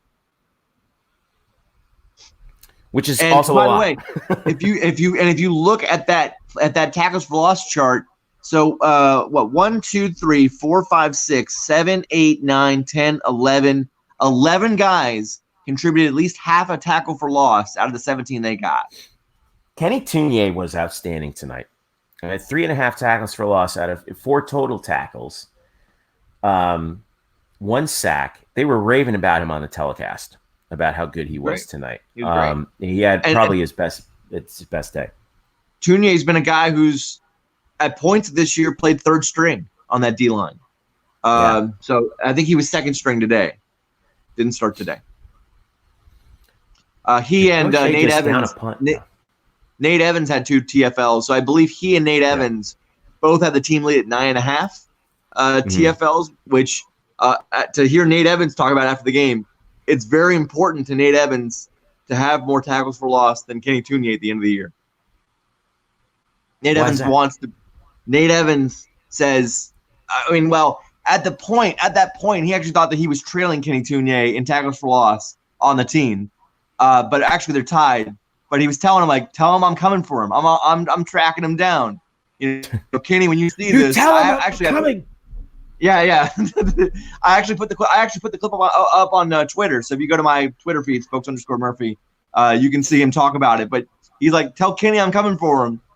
So Nate wants that little inside the game battle, But so anyway, 17 tackles for loss, in a matchup in which they should have gotten not that many. No one expects to get that many, but they should have gotten into the backfield often against that offensive line, and they did. And because of that effort, statistically now, they have 89 tackles for loss in 9 games this year. They came into this game third in the nation in tackles for loss per game. The 2 teams in front of them, Ohio State and USF, yes, that USF, both did not play tonight. So, barring anything crazy happening over the last few games today, like a team getting 25 tackles for loss, which will not happen, UCF will regain its spot as the number 1 tackle for loss defense in the nation. I'm trying to see if I can pull that up here. I don't see it on the NCAA. It's on the here. Well, maybe it's on the .org website, the NCAA stats.org site. Oh, they have tackles for loss allowed. But are you looking at the complete statistic summary? I'm sorry. It's called team tackles for loss. Yes. Okay, so I'm going to pull it up right here, and you should be able to see it. So there it is. Right. Stats.ncaa.org. Every journalist's, every sports reporter's favorite site. It's open on my computer every single minute of every single day. There we are. Well, here, look at this: South Florida, UCF, SMU. Correct. Look at that. But by the way, look at that. So basically, after this effort tonight, obviously these stats have not been updated through tonight's games, but now UCF has 89 tackles for loss in 9 games, moving their average up from 9.0 to 9.8. SMU would have had to gotten, I believe, 19 tackles for loss tonight to at least match UCF. I'm going to guess that they don't have that. And thus, also, Ohio State did not play today. USF did not play today. So unless one of these other teams below them got 25 tackles for loss today, and I don't know about it, UCF will be number 1 come tomorrow. Aaron with absolutely zero faith in Holton Ahlers. Man, that's a backbreaker for ECU. Don't think they come back. It's a 3-point game with 4.5 to go. By the way, he just made a great throw. I know you're way behind, Jeffrey, but God darn it, Holton Ahlers just made a really nice throw. Let's see here. All right, so reset for you. By the way, follow us at blackandgoldbanneret.com, which I'm going to pull up for you right now so you can see what we've got up there right now. We got the Instant Reacts column up there right now. We've got, by the way, congrats. We're a little late on this, but congrats to the men's soccer team for, again, winning at least a share of the American regular season title. And due to that was a terrible throw. Due to not by Ahlers, that was in the SMU game. They will host the American Soccer Championship once again. And assuming they hold serve, they might be a top 8 seed, possibly top 4. So we'll have to see how that works out. We do have T-shirts for sale. If you like our Orlando Want to Know T-shirts, we have those. Do we? Oh, yes, right. Yep. And yeah, you can download. You can listen to our podcast, which comes out Thursdays. And yeah. Live threads during the game, just a lot of stuff for you. And like we said, we pride ourselves on covering more than just football and men's basketball, although that is right around the corner. I was out at baseball fall ball about 24 hours ago. You and your fall ball, man. You can also follow us here on Twitter.com, or excuse me, UCF_Banneret is our handle here.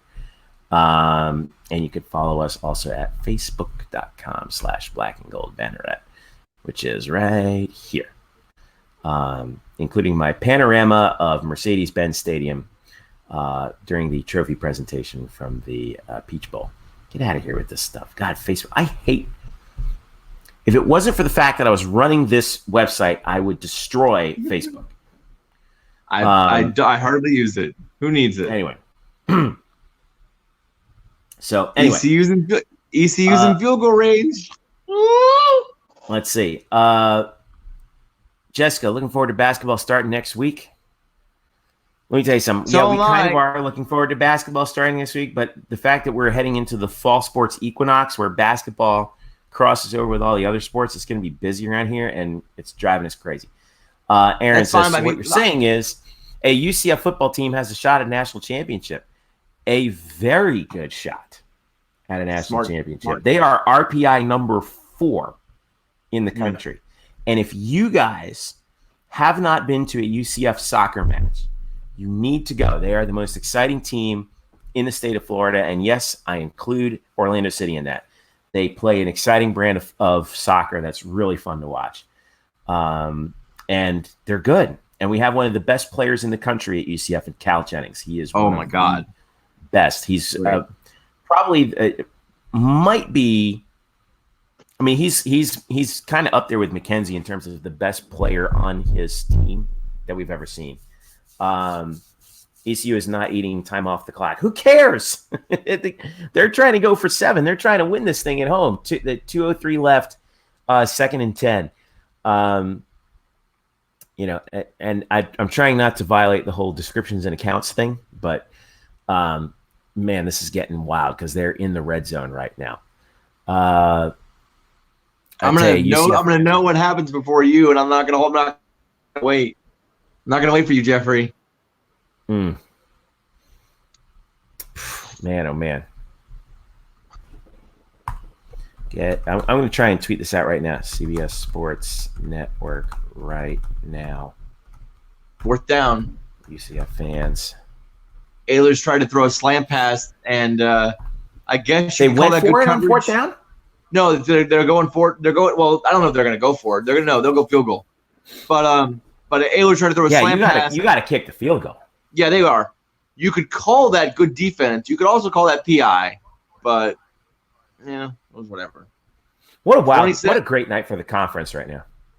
27 yards out, and it's good. All right, so they're tied. So they're tied at 43 with 1 minute and change to go. 1:10. Okay. Oh, so you said to the hello. To the person who asked about the excitement for basketball season. So here's how excited I am. So obviously I'm going to Tulsa on Thursday for the next football game, which is Friday night at Tulsa. I then have a early Saturday morning flight back to Orlando. I'll probably land at OIA around noon, and probably go straight from the airport to the arena, and it'll be good. It'll be fun. Question for you, Murph. American, better than the ACC and the Pac-12 this year? I mean, the ACC still has Clemson, so no.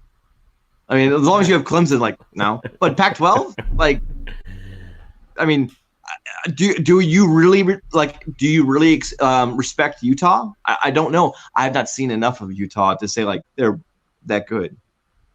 Mm-hmm. But I think I don't know if the AAC is not top heavy, but from 1 to what you want to say 1 to 9, 1 to 8, it's really solid football teams.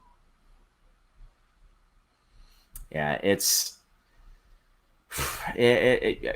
we're looking at a banner year for the conference, and I mean I guess we can say that because look at how competitive it's been. I mean, obviously Cincinnati beat us. Top to bottom, this is about as good a year as we've seen. What? Brady White right now. Oh, Brady White is Brady Whiting. Made a fantastic. Well, I don't know what that means for you, but man, what a dime! What a dime.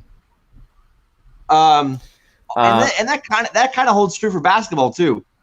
Men's basketball this year, I love. If you listen to the podcast at all, guys, you know that my bold prediction for men's basketball is that UCF that USF finishes second this year in the regular season conference standings.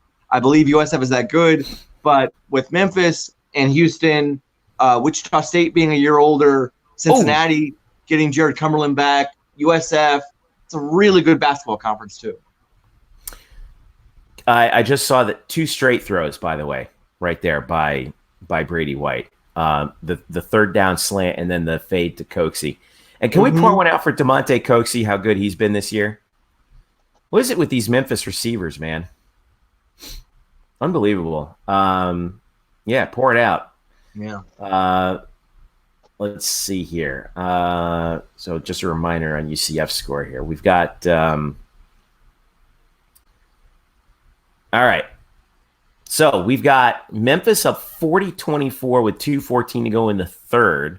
You're gonna put? Are you ready to put that? Are you ready to put that one in the fridge or no? I'm not putting that one in the fridge. We're still in the third quarter. One more Memphis score, and I think we can. Meanwhile, we have 43 up with 1:10 to go, and Cincinnati's about to receive the kickoff from ECU, and we're going to see what Desmond Ridder has up his sleeve. Which hasn't been good tonight. It hasn't been much good. Oh. He is, let me pull up the individual stats here. 9 of 20 for 143, 1 touchdown, and 2 picks. Yeah. But the guy who's carried them tonight is Michael Warren. 139 yards on 17 carries and 3 touchdowns. And Ridder himself has also run for 100 plus. He's at 123 on 11 carries. And just as we're talking about Ridder, he just ran them into field goal range on a designed QB draw for about 25 yards. You gotta be kidding me. Yep. Design QB draw. He breaks about 3 different arm tackles, and I think they're inside the 35. I literally can't watch this now because like you're so far ahead of me. It's all right, Jeffrey. I'm here for you. I'm watching the 1st and 10 from the 35 right here. Oh yeah. Oh, ECU, make a tackle. They did not make a tackle, guys. Oof. Oh, this is crushing. It's tough. I tell you. Because so if you're UCF and holding on to any hope of winning the East, right? And you look at Cincinnati's schedule of in the next 3 weeks, next 2 weeks, including tonight, ECU, USF, Connecticut, and you don't see any of those games as being threatening. So you're like, one of those games you think they have to lose, obviously, but you don't see any chance that they can. And then tonight pops up where they're getting threatened, and when does this ever happen again? It's probably not going to happen again. After that really weak stretch of opponents, they have Temple at home, and then they go to Memphis to end the year. But by that point, they could be undefeated, undefeated in the conference. Let me pull this up here so we can see it. This is Cincinnati's remaining schedule. UConn on homecoming, that's a win. Yes. At USF, it's a win. I'm not throwing that game out entirely, but yes, likely win. It's like Temple the ECU game. Day. Yeah. You wouldn't throw out the ECU game either, but that should be a win too. So the fact that they're getting this much of a close call, we can say they'll lose to Memphis, fine. But when they UCF needs them to lose twice, more. And when is Cincinnati ever going to be threatened like this by any opponent before Memphis? Not with this sorry slate of opponents. Barring injury. We don't know. Sure, right. I mean, Kenny Gainwell could go down, and Brady White. Still. Oh, they're holding hands. Look at that. Mike Norvell is apoplectic on the sideline from Memphis. Is somebody said this on Twitter earlier? Is there evidence of a photo of Mike Norvell as a player with cornrows? I don't know about this. I'll have to Google this. I'm with you, Bryson, on keep an eye on the at USF game. It's something that, I don't know. I don't trust the team at all. Something about that game. I don't either, but I don't think that's as winnable as most people are thinking.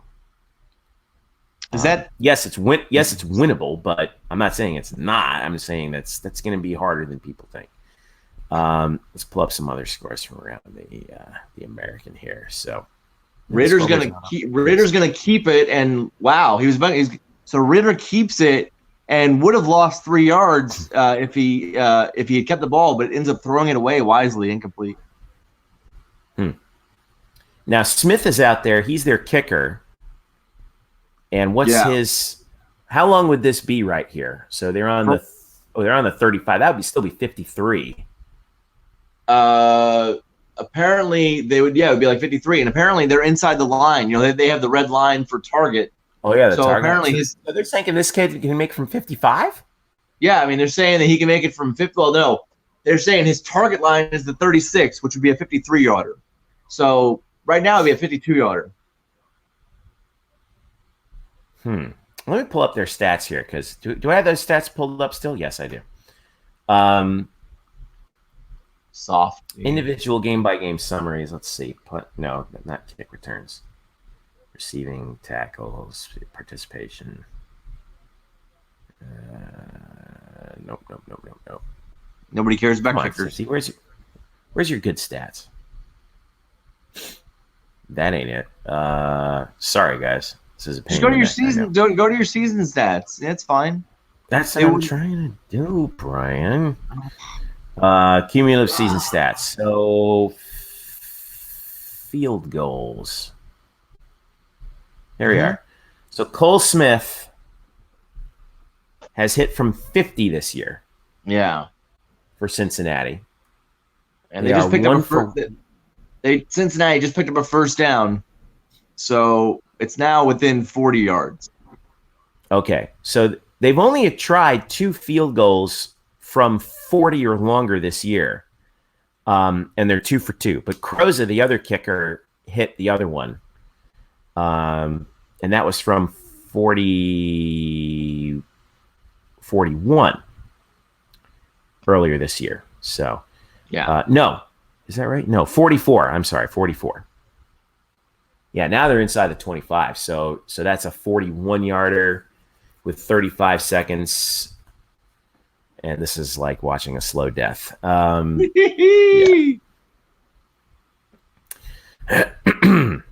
Actually, my game cast is ahead of everything right now. Yeah. Is ahead of YouTube TV. I got it going through Wi-Fi, so obviously that's part of it. But obviously it's because it's on the web. But Ritter, man, 111 to 23, 2 picks, 155 yards, but 146 net rushing yards on the day on 12 carries. He's averaging 12.2 yards a carry. Holton Ahlers, look at this stat line. Oh my God. 32 of 52, 535 yards and 4 touchdowns, but the 1 pick 6. All right, so Cincinnati's setting up 2nd and 8 at the 21. Ritter back to pass. And it looks like it's going to be Croza. Throws to the sideline short, caught for a gain of about 6 down to the 15. And Cincinnati they're entering chippy territory here. Cincinnati will take a timeout with 3 seconds to play. 3 seconds to play. Cincinnati will take a timeout. It'll be a 32-yard field goal from the right hash. ECU does have 2 timeouts left, so you might see some icing. We'll see. Yep. Yeah. Gosh, that's a shame for Holton Ahlers. I mean, assuming that what we think is going to happen happens. Throw for 535 and 4 touchdowns, just a career game, and then you lose the game on that pick 6. That's just heartbreaking. Right. I mean, that's too bad. That kid's really something. All right, so here's is it Croza? That's how you pronounce it? Croza? Croza, yeah. How long is this kick? 32 from the right hash. Right-footed kicker. Will ECU call any of its timeouts? Yes, they will. ECU takes a timeout. They should. Yeah, they did. So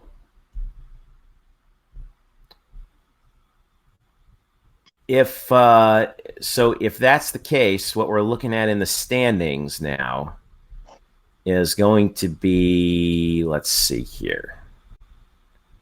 And I think we're probably not going to go past 11 o'clock here, but So we're looking at Cincy would be 4-0, assuming they make this kick, and 7-1 overall. UCF 7-2 with one more bye. Mm-hmm. When are Cincinnati's buys? I have to check their schedule here. Cincinnati Bearcat schedule. Nope. Dadgummit. So they play the 9th, 16th, 23rd, 20th. So they don't have any buys left. So UCF has one more bye to go. So since he had a bye last week, ECU took another timeout. And they had so they're already through all their buys. So here's what I'm talking about with ECU with Cincy, right? They're through all of their buys. They're playing like this coming off their bye week, 32-yard field goal with 3 seconds to go to try and win the game. They play 5 straight weeks to end the year. So this is a tough stretch for them. Like UCF right now, has one more bye to go. This is a year where we have two bye weeks. All right, here we go. Setting up from 32. Setting up from 32. I can't even. Ready? Snap, hold, kick. Yeah, it's good. Good? It's good. So Sam Croza gives Cincinnati a 46-43 win over ECU in Greenville, and Cincinnati dodges a bullet. Massive bullet. Massive. That would have been that would have been just... That would have made things very interesting. Yeah, it would have. It really would have. Really, and it's too bad. I mean, and back to my point, I just don't see how you get Cincinnati again, playing this poorly or overlooking a bad opponent like this again. How will they slip up against USF, UConn, Temple at home? Like maybe, but like not after this kind of scare. I don't know. I'm not ruling it out. I'm not ruling it out. This was one that you had to have though, because this was kind of like you could have broken their serve here. Yeah. To use a tennis term. Sure. And you got a hell of a game from Holt Nailers. But man. Because obviously if Cincinnati loses this game, then the math is so simple. Because Cincinnati has to end their season at Memphis. That certainly could look like a loss. And then if UCF wins out over, Tulsa, okay, it's on the road, but Tulsa's awful. Mm-hmm. At Tulane is tough. Tulane's tough, but that's after a bye week. You have 2 weeks to prepare for that game. And then you're at home against USF on Black Friday. You should win that easily. Their schedule is much easier. If Cincinnati lost tonight, UCF would have had better odds of winning out than Cincinnati because of the Memphis game at the end of their schedule. But now Cincinnati still has that cushion. They still have a 2-game cushion or a 1-game cushion, really. So, I mean that was this could have gotten so interesting. ECU, by the way, 0-5 in the conference now. Yeah, well, I mean, what are you gonna do? But So now that puts Cincinnati in a position where they can, as long as you don't lose. Let's see. I'm trying to pull up. Are we looking at this? Okay. So here's their 4 remaining games in 4 consecutive weeks. All they have to do is go 3-1 against UConn, South Florida, Temple, and Memphis. And Temple's at home. Even if they lose to Memphis, like you were saying, Brian. Toughest game they have left is Temple, and that's at home. Yep, on senior day. So, So, by the way, we are all in the very unfortunate position of having to root for South Florida in Tampa on November 16th to beat Cincinnati. UCF's on a bye that weekend. Not ruling it out. UCF's on a bye that weekend. You can have UCF fans going down to Tampa that weekend. UCF fans going to Tampa that weekend to root on the Bulls. You're right. Do Yeah, it. Come on, Eric guys. said. Eric said they, that Ahlers played a heck of a game, outplayed Cincinnati, still was not enough. Yep. Bearcats will be heavy favorites against UConn at USF and Temple. That's true. I mean, what have I been saying? Yep. So you get a scare. bummer. You get a scare, and you just don't. This doesn't happen again. Right? I just don't think it happens again. Yeah, it's as close as we get. But a lot of people saying, "Oh, they'll probably lose to USF." I don't know, man.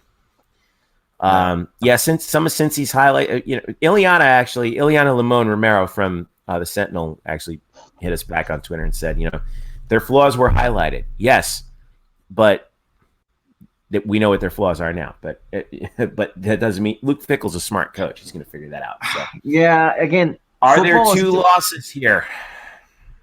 I don't know.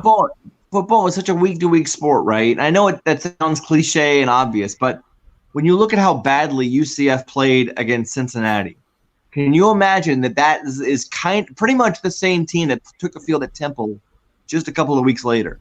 It doesn't make sense, but so much can change. You can fix so much in a week. You can just play better. Sometimes good teams play awful. I know it's hard to comprehend, but sometimes you just don't play well, and there's no explanation for it. You just don't play well, period. That's what they call the in Madden the no effing way game, right? Yeah. It's too bad. So it's been quite a roll here. Here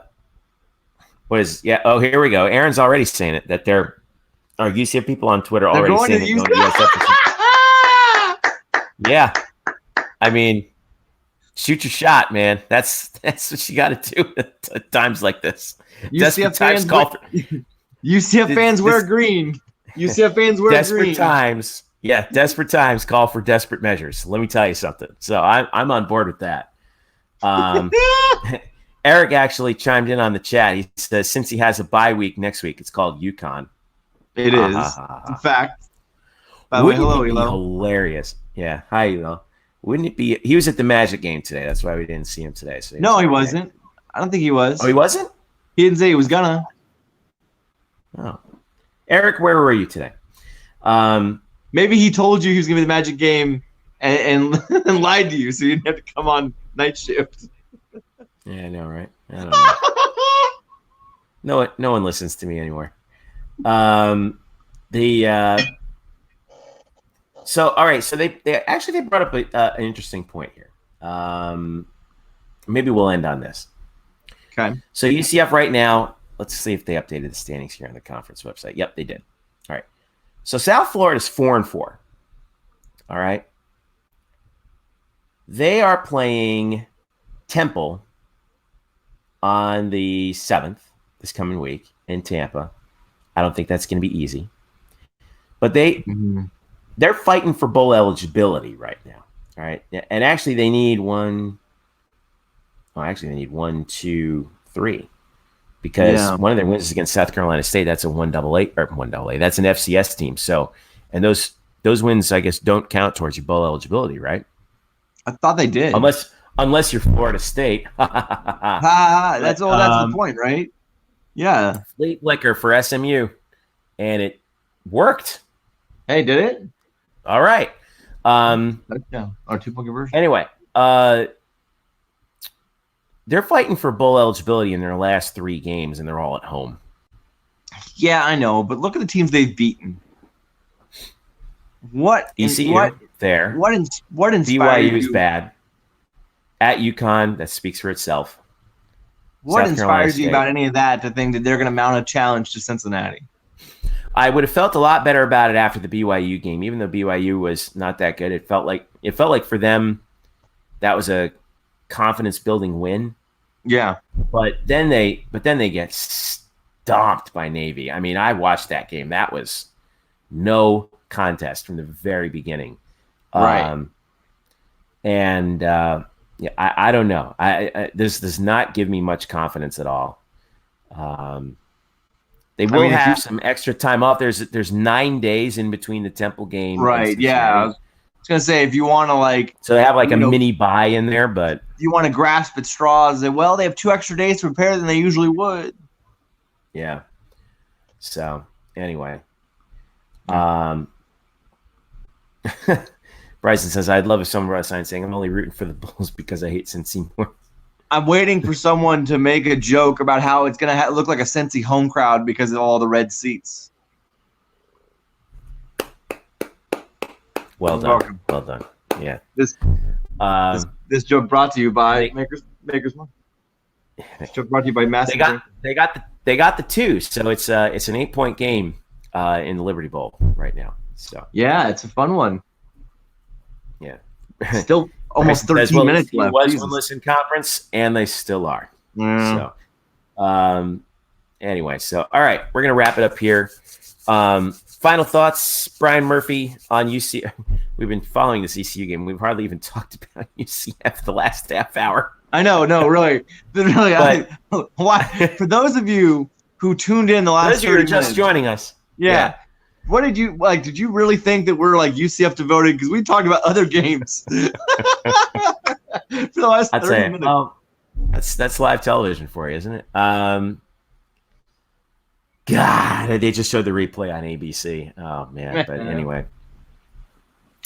Final thoughts on the UCF game, Brian. It was a second half to behold. That's one thing I wanted to ask you about before we go. The crowd today. Yeah. Was it as bad as it looked?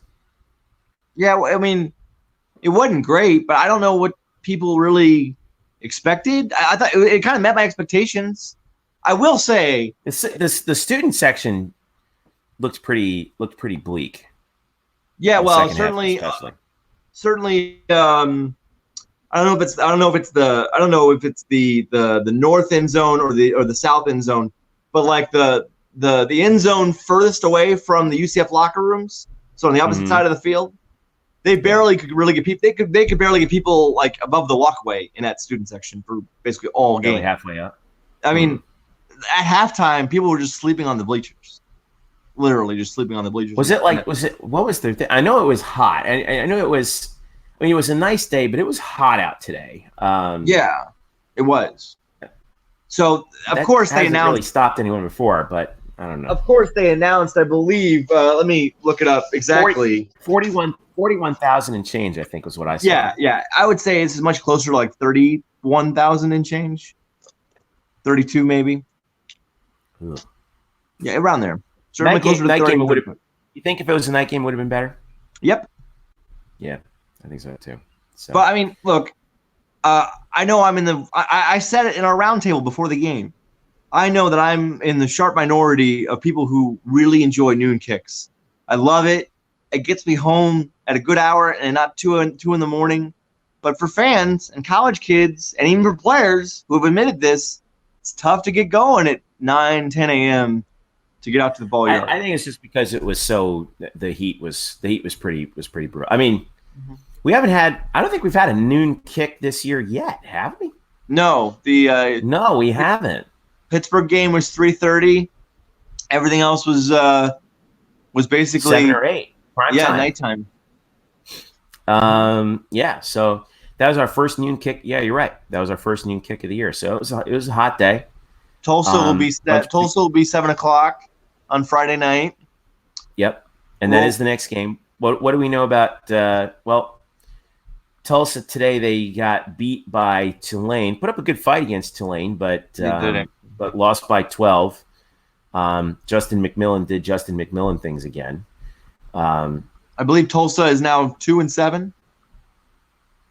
Yeah, they're not very good. No. Let me double check the standings because I just want to make sure that we're right about this. But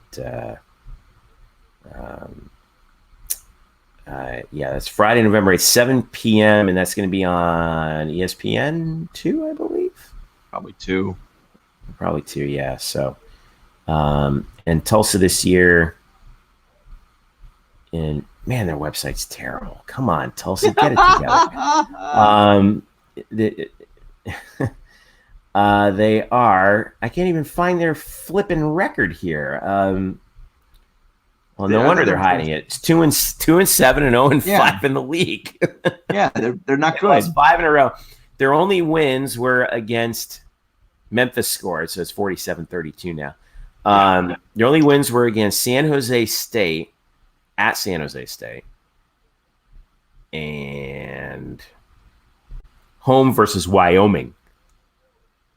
Natch. So, good. So anyway, you want to put out an early line guess for that one? For Tulsa? Yeah.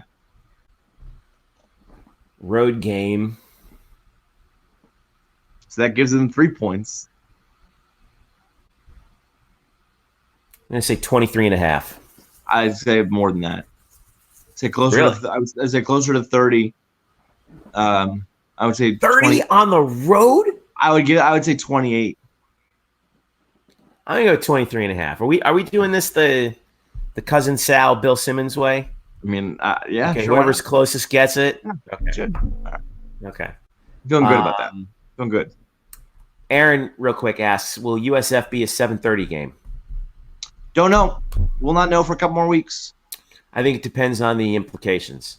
If UCF is locked out of the conference race by then, I think you're looking at a 3:30 kick on ESPN2. Yep. Sure. But if UCF is in the race, 7:30 probably ESPN. I'd be surprised. Yeah. Makes sense. And again, we don't even know when the Tulane game is started the week before. So yeah, and that's at Tulane. So that'll be a tough one to say. Bryson says, I say UCF wins 31-17. I'm thinking it's going to be a lot uglier than that. That's a low. I don't think the over-under is going to be anywhere near 48. It's going to be closer to 60. It's going to be closer to like 60. Eric's got us. I 19? win 19. That's disgusting.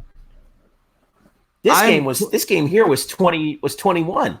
I'm putting that and so basically what you're saying is at a neutral field that they would only be 1 point better. No, they'd be 1 point worse than UCF at Tulsa. They'd be 1 point closer to Houston on a neutral field than UCF at Tulsa, which makes no sense. I don't know, man. I'm putting the house. I don't own a house, but if I did, I'd put it on UCF minus 19. That's the early word from Vegas. Yep. Then watch it's an Elo bomb.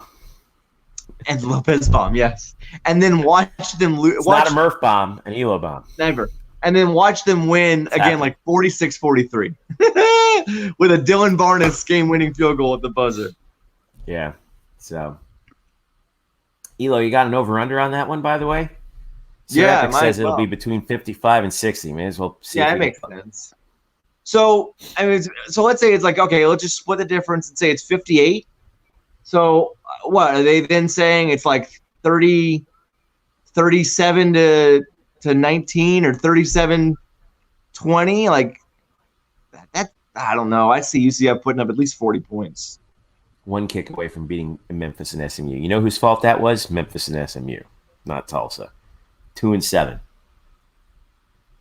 Read it and weep.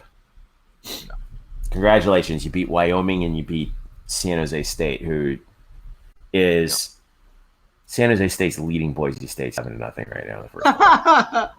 Look, ECU is one kick away, or is San Jose State the best 4-4 team in the country? Is that what we're talking about here?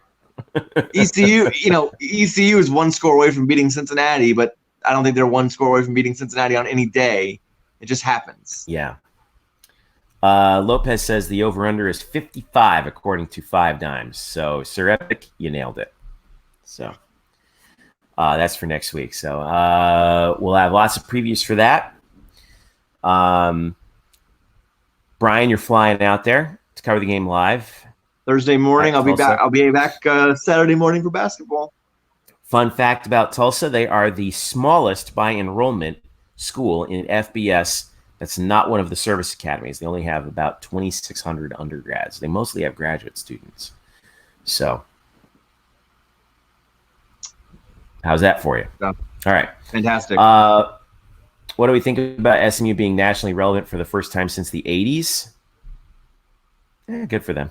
Yeah, I mean, I've seen people. Let's see how long it lasts. If they lose, well, I mean, they're losing now. If they lose this game, they're no longer the toast of the town. It's Memphis after this. But I have right? seen people. I would say, I guess, older sports writers say how it is kind of weird because it sort of harkens back to like, the Eric Dickerson halcyon days. Yeah. If Memphis holds on, they'll have reason to beat Cincy to hold on to the West title. Well, yeah, because they do play each other.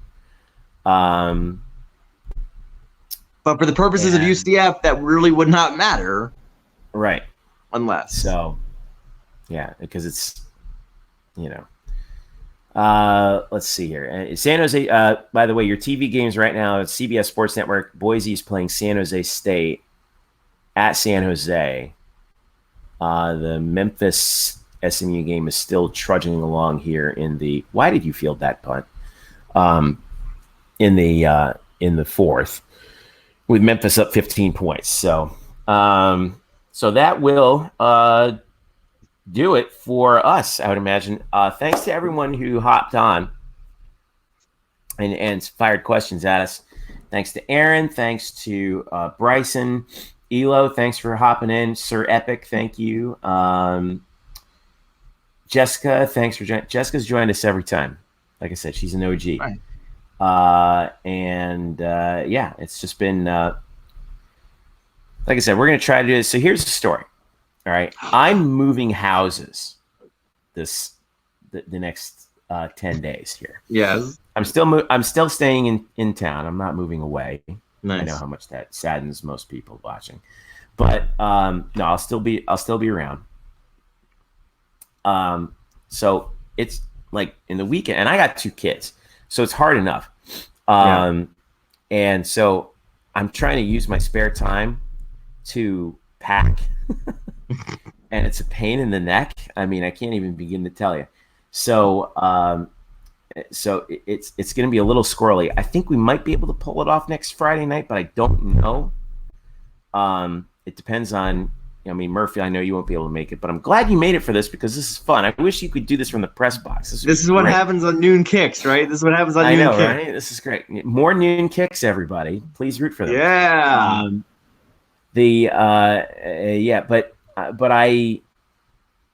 It's going to be tough. It'll be a little bit easier once we get to Thanksgiving and Black Friday, and then we'll probably have one after the bowl game too. It's just hard, but we're going to try and do them as often as we can. Like I said, we do this for you guys, and we do it because we probably just call each other on the phone, and just talk about the game, because it's basically just it's a visual podcast at this point. Yeah, this is a visual podcast. So we're up over the 2-hour mark. But thanks to everyone for watching. I really appreciate it. Don't forget to hit us up, blackandgoldbanneret.com, of course, for everything that we've got coming up. We'll have some stuff coming out for the Olympic sports tomorrow and everything. And I got a little thing I'm writing up on Charlie Taft, who passed away this week, that I really would love you guys to read. That I'm working hard on. It looks like Memphis is going to get a long play here. Long touchdown. I think it's a turnover. Maybe not. I don't know. But Memphis has now scored 53 points on this SMU. So follow us on Twitter if you don't already at UCF_Banneret and at Facebook.com/Banneret. We're super active on Twitter, so hit us up there. For Brian and Eric, who is chiming in on the chat earlier, I'm Jeff. Thank you so much for watching. This has been this has been Night Shift, and Brian, again, welcome aboard for the first time. Thanks to all you guys watching. We'll have this archive up and taking one more for the road, Brian. Yes. For all I know, it's apple juice or iced tea, maybe. It's the same. I know you're it's the same. I don't know color. how you live with. For all I know, I mean, you stay up late and read and write stuff. Anyway, yay, guys! Thank you so much. It's been fun. Hey, we got to win. Bummer about ECU and Cincy, but hope springs eternal. All right, them's the breaks. Yep, them's the breaks. Enjoy another college football Saturday. We'll see you guys later. Thanks.